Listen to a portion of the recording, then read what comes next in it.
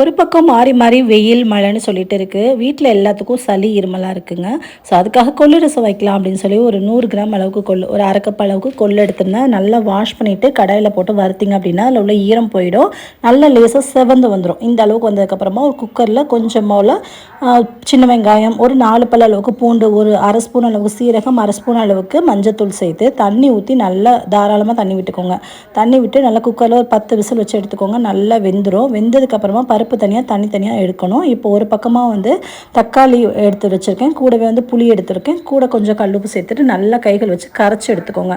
நல்லா நைஸாக கரைச்சி எடுத்ததுக்கப்புறமா இது கூட பார்த்திங்க அப்படின்னா ஒரு மிக்ஸி ஜாரில் சீரகம், மிளகு, ஒரு ஸ்பூன் சீரகம், ஒரு டேபிள் ஸ்பூன் மிளகு, ரெண்டுமே ஒரே அளவு எடுத்துக்கோங்க. எடுத்துகிட்டு நல்லா மிக்ஸி ஜாரில் நைஸாக அரைச்சி சேர்த்துட்டு கூட இடித்து வச்ச பூண்டை கொஞ்சம் சேர்த்துருக்கேன், கருவேப்பிலை கொஞ்சம் சேர்த்துருக்கேன், மல்லித்தலை கொஞ்சம் சேர்த்துருக்கேன்.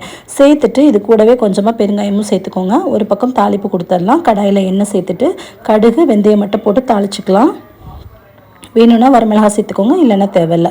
ஒரு பக்கமாக கொள்ளு வெந்திருக்கும்ல, அந்த தண்ணியை மட்டும் இது கூட சேர்த்துக்கோங்க. மீதி இருக்க கொள்ளு பருப்பை நல்லா ஒரு மத்து போட்டு கடைஞ்சிட்டு அதில் கொஞ்சம் தாளிப்பு கொடுத்து சாதத்தில் போட்டு சாப்பிடுங்க. டேஸ்ட் ரொம்பவே நல்லாயிருக்கும். இன்னொரு பக்கம் அடுப்பில் ரசத்தை வச்சுட்டு கொஞ்சம் ஒரே ஒரு கொதி மட்டும் வச்சுட்டு அடுப்பு ஆஃப் பண்ணிடுவேன். நம்மளோட சூப்பரான கொள்ளு ரசம் தயாராகிடுச்சு. ட்ரை பண்ணி பாருங்கள். தேங்க்யூ.